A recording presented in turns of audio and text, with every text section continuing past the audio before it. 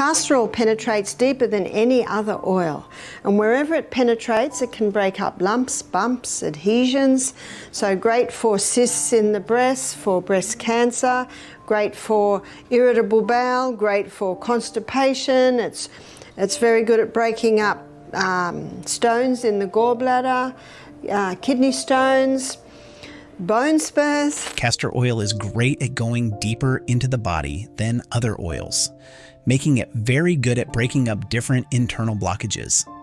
Now, to use castor oil, you make a little pack. Now, this is not really a poultice, it's more a compress. So the beauty of this is the plastic isn't really touching you. So the only thing that's touching you is the paper topping. It can dissolve clumps, nodules, and even adhesions.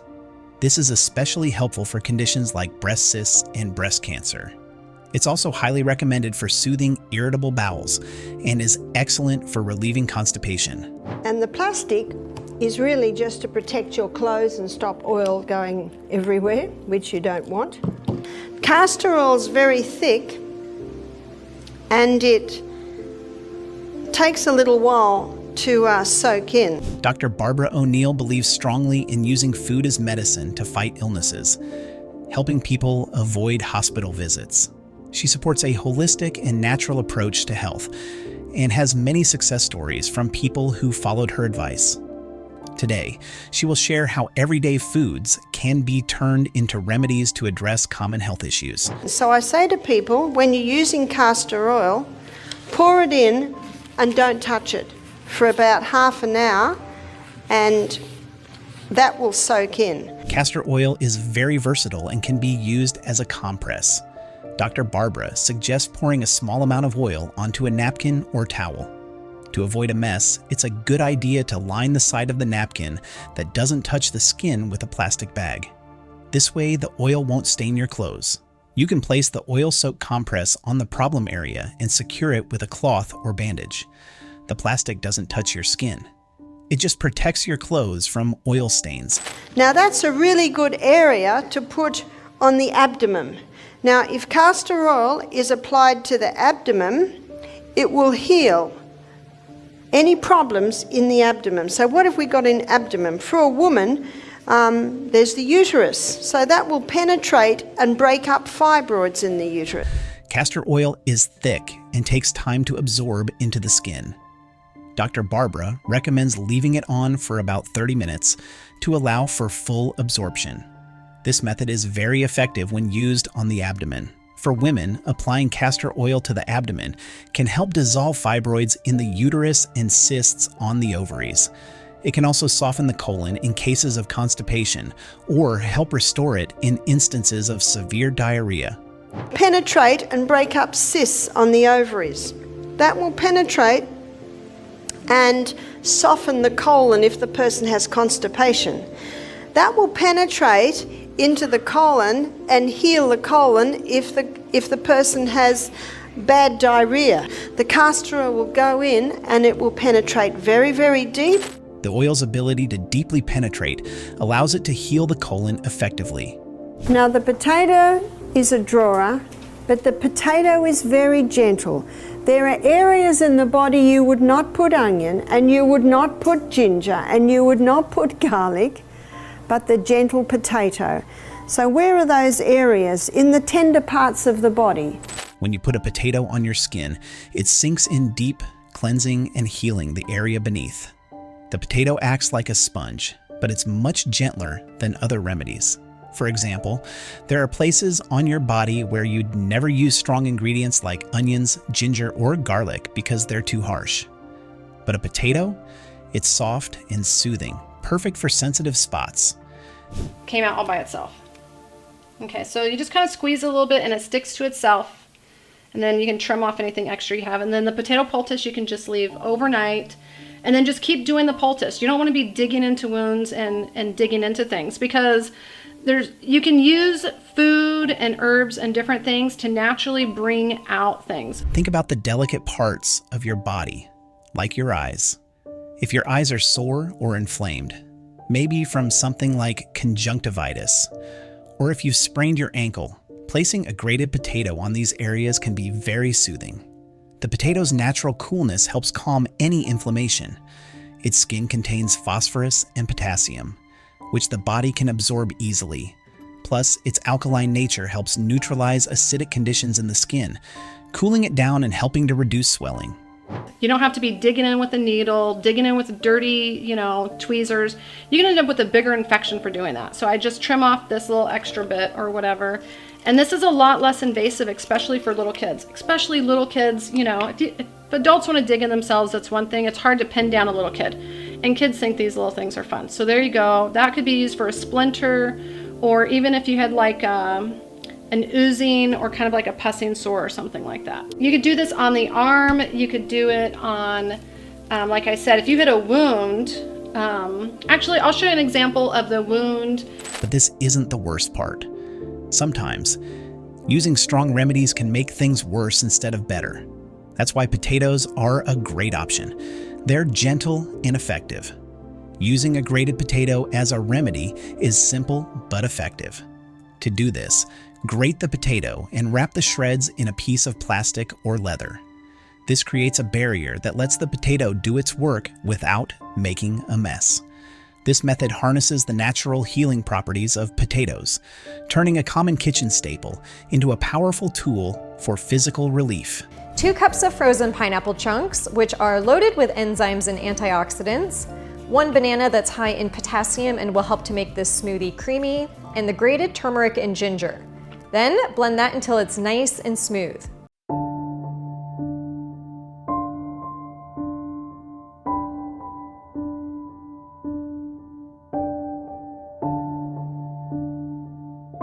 Imagine the convenience. No need to buy expensive creams or ointments. You have a natural remedy right in your kitchen that can help with various skin issues. But wait, there's more. The potato not only soothes, but also helps with swelling and redness, making it a versatile remedy for many problems. If you want a mild turmeric drink with a sweet tropical flair that will have you feeling good from the inside out, this is the drink for you.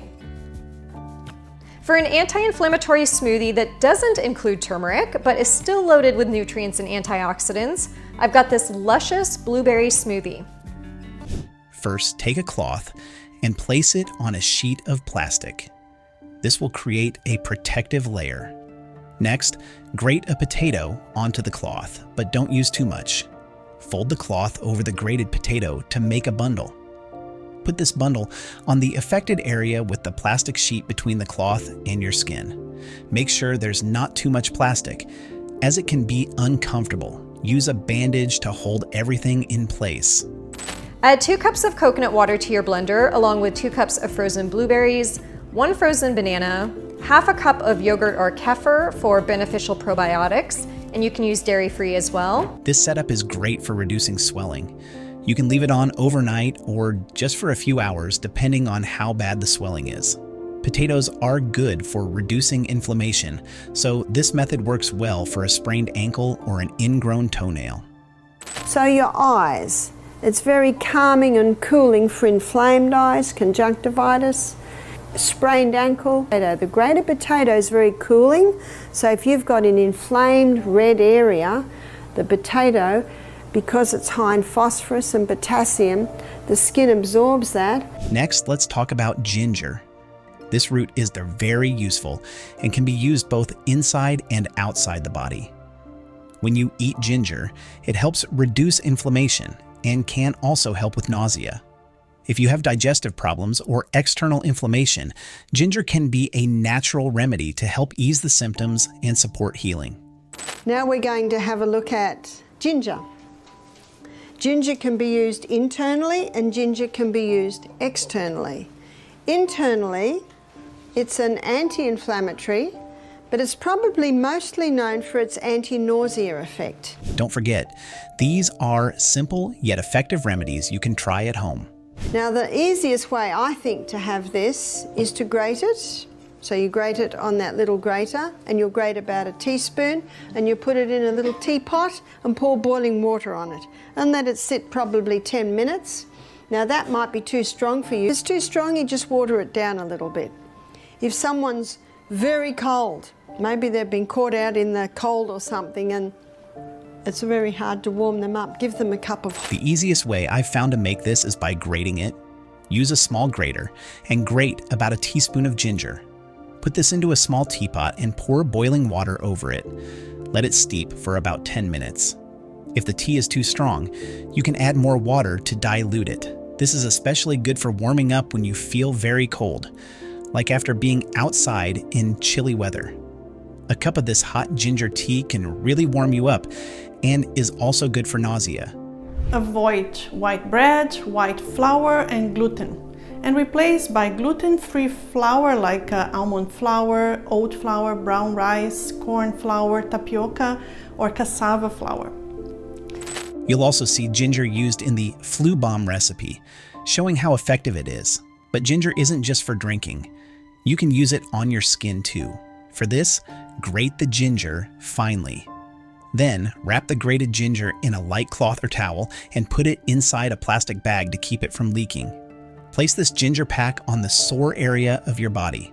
For example, putting it on your lower back can help relax your muscles and reduce inflammation. Number 2. Avoid white sugars, any kind of sugar or artificial sweeteners, and replace by homemade sugar-free jams or just plain fruit that already contains sugars. It takes time to retrain your taste buds to sense natural sugars in fruits, vegetables, or milk. If someone has inflammation in a joint, like the wrist, ankle, knee, or even toes, applying this ginger pack can help a lot. Usually, putting it on around 6 in the evening and leaving it for about half an hour will make the skin feel warm, which shows that the inflammation is going down. But once you train your taste buds without any added sugar or sweetener, you'll be surprised how awful it tastes when you add anything to sweeten your drinks or food. Number 3, avoid soda, pops, or any kind of carbonated drinks. Replace by water, homemade teas, freshly squeezed citrus juice like oranges, lemons, or limes. This method gives you a natural way to ease pain and promote healing. So it can be used for nausea, it can be used to warm a person if they're chilled or cold, and you saw too it is one of the recipes in the flu bomb. Now we're going to look at what you can do with ginger externally. So if you apply this to the lower back, the heat relaxes the muscles, and yet the ginger is reducing the inflammation. But this isn't the only benefit. Ginger can also be used for other health issues, making it a versatile remedy.